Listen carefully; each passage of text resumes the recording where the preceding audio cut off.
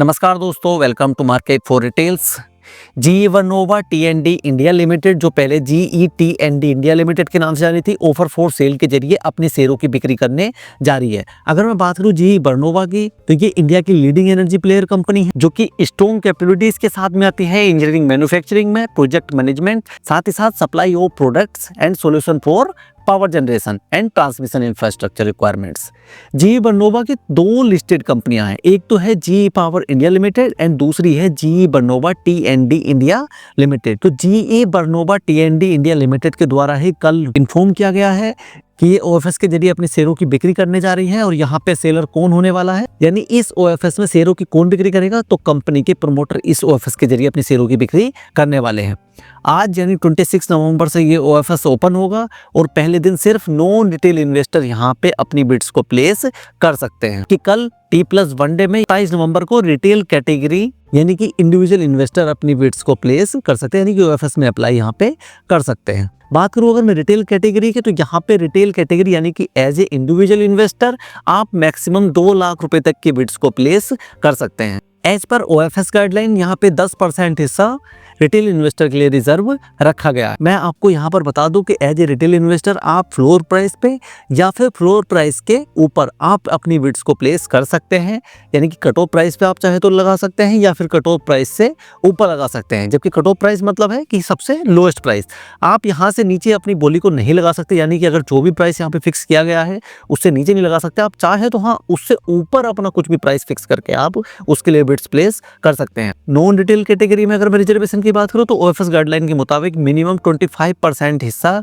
OFS का insurance company के लिए रिजर्व रखा जाता है। बात करूं अगर मैं OFS के साइज की, तो कितना हिस्सा बिक्री होने वाला है, तो यहाँ पे 2 रुपए की फेस वैल्यू वाले 1,40,00,000 इक्विटी से बिक्री के लिए अवेलेबल है, जो कि टोटल पेड अप इक्विटी का बैठता है लगभग 5.47% हिस्सा, जो कि बेस ऑफर साइज है। लेकिन इसके अलावा ओवर सब्सक्रिप्शन की कंडीशन में यहाँ पे लगभग 74,51,168 इक्विटी शेयर, जो कि बैठते हैं लगभग 2.91% के बराबर, यहाँ पे ग्रीन शू ऑप्शन रखा गया है। अगर ओवर सब्सक्राइब यहाँ पे OFS होता है तो फिर इस ग्रीन शू ऑप्शन का भी इस्तेमाल किया जाएगा, जो OFS का साइज है उसको वहां पे बढ़ा दिया जाएगा। अब बात कर लेते हैं हम फ्लोर प्राइस की, यानी कि कट ऑफ प्राइस आप इस प्राइस से नीचे यहाँ पे अपनी बिड्स को प्लेस नहीं कर सकते, तो वो रखा गया है कंपनी की ओर से 1550 रुपए पर शेयर। यानी हम कह सकते हैं अगर आपको OFS में अप्लाई करता है तो मिनिमम आपको 1550 रुपए की बोली लगानी पड़ेगी। लेकिन अगर आप चाहें तो अपनी बिड्स को यहाँ पे 1600 रुपए 1700 रुपए पे भी प्लेस कर सकते हैं। इन 3 महीनों में कंपनी के द्वारा ये दूसरी हिस्से की बिक्री है OFS के जरिए। इससे पहले कंपनी ने 19 सितंबर 2024 को OFS के जरिए अपनी शेयरों की बिक्री करी थी,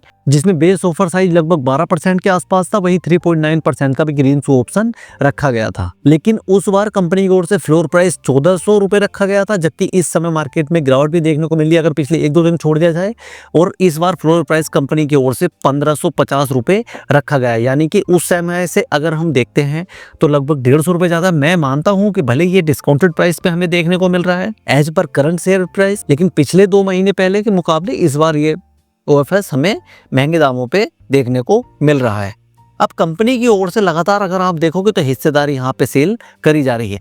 जो मार्च के महीने में या फिर जून के महीने में अगर हम देखते हैं तो जो 75% हिस्सा था वो सितंबर में घट के हो गया 59%। अब कंपनी की ओर से फिर से यहाँ OFS के जरिए अपने प्रमोटर अपने शेयर बिक्री कर रहे हैं, तो यहाँ पे लगभग 50% के आसपास आ जाएगा। यानी हम कह सकते हैं पिछले 2 महीने में 25% के आसपास यहाँ पे हिस्सा बिक्री कर दिया गया है, जो कहीं ना कहीं एक निगेटिव साइन हमें देखने को साफ तौर पर मिलता है। तो ऐसे में इस OFS में अप्लाई करना है कि नहीं करना है, ये सबसे पहले आपको देखने के लिए इस OFS को आज कैसा रेस्पॉन्स मिलता है उसको अच्छे से एनालिसिस करके ही बाद में डिसाइड करना ज़्यादा बेहतर रहेगा। क्योंकि आप देखोगे तो प्रमोटर द्वारा अपनी लगातार शेयरों की बिक्री करी जा रही है, जबकि शेयरों में बहुत खास रिटर्न अभी देखने को पिछले कुछ दिनों से नहीं मिल रहा है।